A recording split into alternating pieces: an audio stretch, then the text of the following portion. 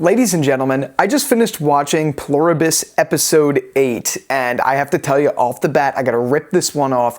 This was my favorite episode of the show so far. I thought this was a fantastic episode. It kept me on the edge of my seat, and I finally didn't find that there was much boring with this episode. I'm sure there's some people online, because I know a lot of people have said that this is the premise of the show, that it's like a little bit boring. I gotta tell you, man, I loved this episode. I loved everything they did. I loved the fact that Zosa was finally back into the picture, and I liked the bond that was formed between Zosa and Carol in this episode, and it's going to open up a whole can of worms now when Manusos comes back into the picture, because I don't know exactly what Carol's building towards. I know, obviously, after Carol was so lonely being away from everyone for, I think it was a full month's time, and being in that sort of like purgatory of being alone, that made her want companionship. But then as soon as she got it, she started re-questioning everything, and she opened back up the whiteboard and all of that stuff to start going through things and trying to figure out more.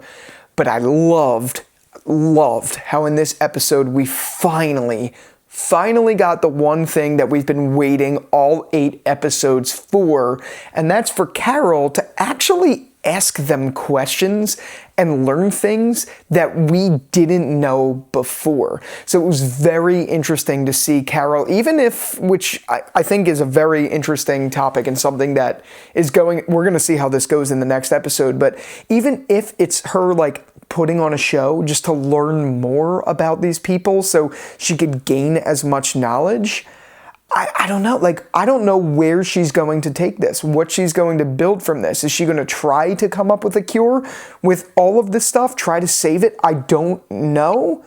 But I like how midway through she broke down in this episode, because she could now open up to Zosa more in a way that doesn't like stop them from moving or anything like that, and tell her concerns, her feelings, and how that evolved into them having like a relationship, which opens so many frickin' doors yet again, because in the same vein, they're having this relationship, but just like the diner that was built, this is an inauthentic relationship, because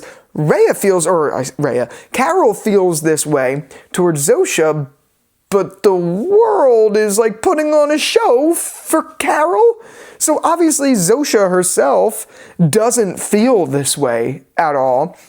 So it's very, very interesting. So in a sense, it's like, almost to an extent, like Zosa's being held hostage with Rhea, but obviously that's not the case. Like that wouldn't and doesn't make any sense at all. It's just, I don't know. That's, I think, one of the things that I love the most about this show, is that unlike many other shows, it makes you think, because this is just such an interesting premise, because obviously you have the whole idea of there's 12 people who are normal, and these people could do whatever your command is. But clearly from the beginning, to make Carol happy, they purposely positioned Zosa to go there. But like, Zosa doesn't have individuality, which is interesting, because in this episode we learn more that she herself can feel things that the world can't feel, but they can understand them. You know what I mean? Like, I don't even know how to begin explaining this, but that's what I love about the show, is like, I don't think there's a right answer to all of this, and it can be mind-blowing in a way that works for all of us. So while I love that we're getting this, it's just opening so many more doors and more questions for me that I'm just blown away by it. And I think the reason I liked this episode so much is we really did finally get to see Carol ask the questions that I think all of us had on our mind. And I think the bigger thing with it that was really interesting to me is I do genuinely believe Carolina Wydra, who plays Zosa, and Rhea Seehorn have, I think, the perfect chemistry together. Like, whoever did their, I don't know what you call it, I guess chemistry coordinating or whatever, there's chemistry testing or whatever, they nailed it with these two, because they just work so well that when Zosa was not on screen for these last few episodes, you felt it. Like, you really, really, really felt it. I think the one thing that I was surprised they didn't tackle at all in this episode was Carol admitting that what she did was wrong. I guess she kind of did do it when she broke down to Zosa when they were drinking and she was trying to get Zosa to say I instead of we. I think she kind of did it by basically saying, you understand, I'm doing this because, like, why would I want this? Why would anyone want to be your hive mind? Like, individuality is important. I'm glad they addressed it a little bit, but I was a little bit surprised that they never touched on how Carol was sorry, especially after Carol was in that state of desperation where, like, when these people went away and Carol was alone for such a long period of time, she was just devastated, and when they came back, she was so happy. I'm just surprised that it was never mentioned. I'm glad they showed it in a way that it was like implied that Carol was sorry without saying the words, because like, how do you say those words, especially after a month of time away from the situation? But I don't know, that was like the one thing for me. It was just so interesting to see more, and I'm just glad the way they came together. I think, like I said, Carolina Wydra and Reyes Sehorn, they work so well and their chemistry works so well together that it felt very natural for them to come together. But again, like I said in the beginning, it opened so many doors as to like, will there ever be a moment where Zosa walks away from this? Or God forbid if Manussos comes into the picture and he pulls a whole freaking Lalo Salamanca on Zosa or something. And I'm not going to explain that for any of the people who haven't seen Better Call Saul. But like for those who've seen season 6, episode 7, you know what I'm talking about. Like I hope that's not where that's going because I think these two work so well together. But like I guess from a storytelling perspective for me, I'm like, how do you expand this going forward? If this is going to be a multiple season show, what solution are they going to come to? And I think obviously that's one of the things I like the most about this show is it feels brand new to me. I'm just accepting whatever they give me and wherever it takes me. And I think that's why I like this show so much is unlike other shows, this one is just taking me for a ride. But right now, I just can't see where they're going to take this premise for multiple seasons. I don't get it. I don't know. I'm not saying that in a negative way. I'm saying that in a more of sustainability-wise for this story. How do you do this multiple seasons?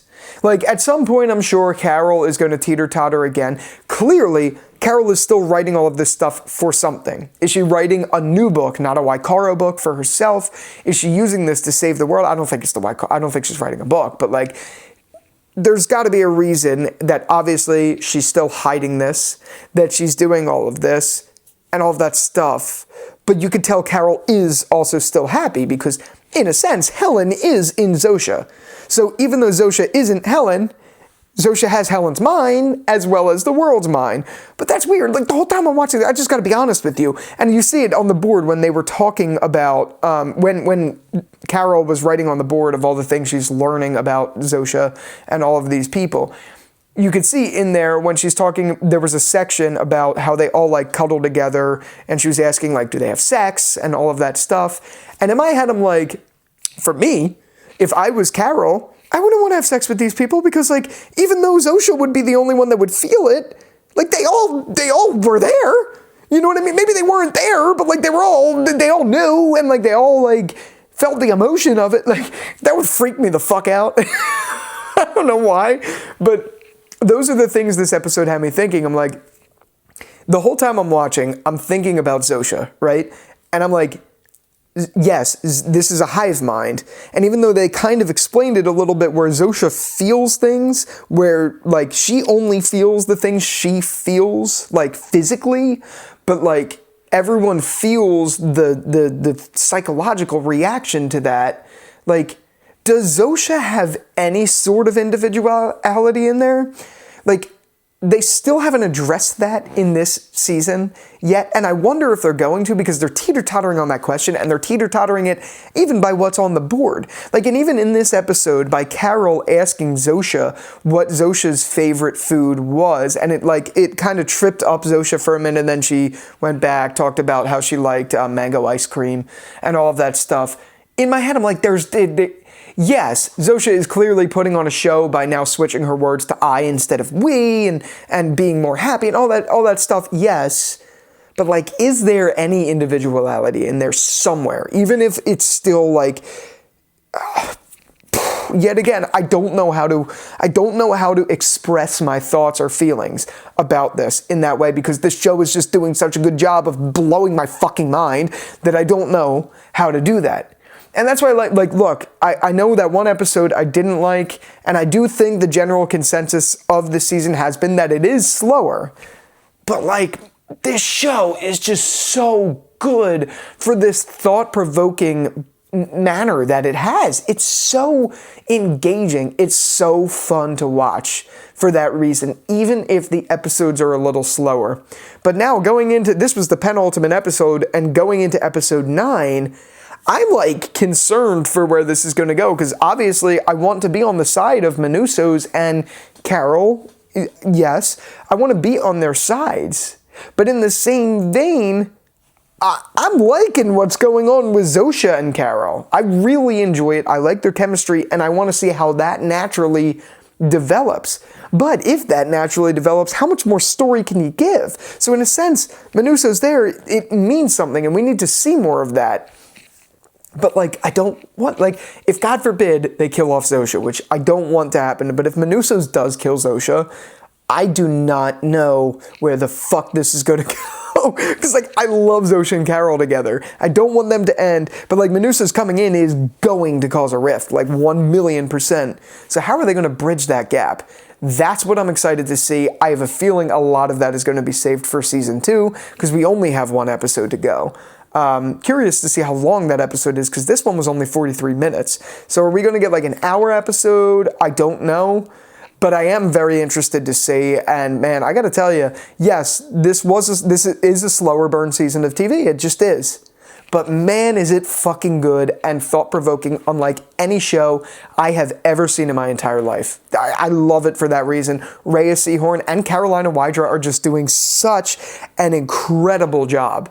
They are carrying the show. Manusso's is great and all of that, but everyone else, there really isn't many other people.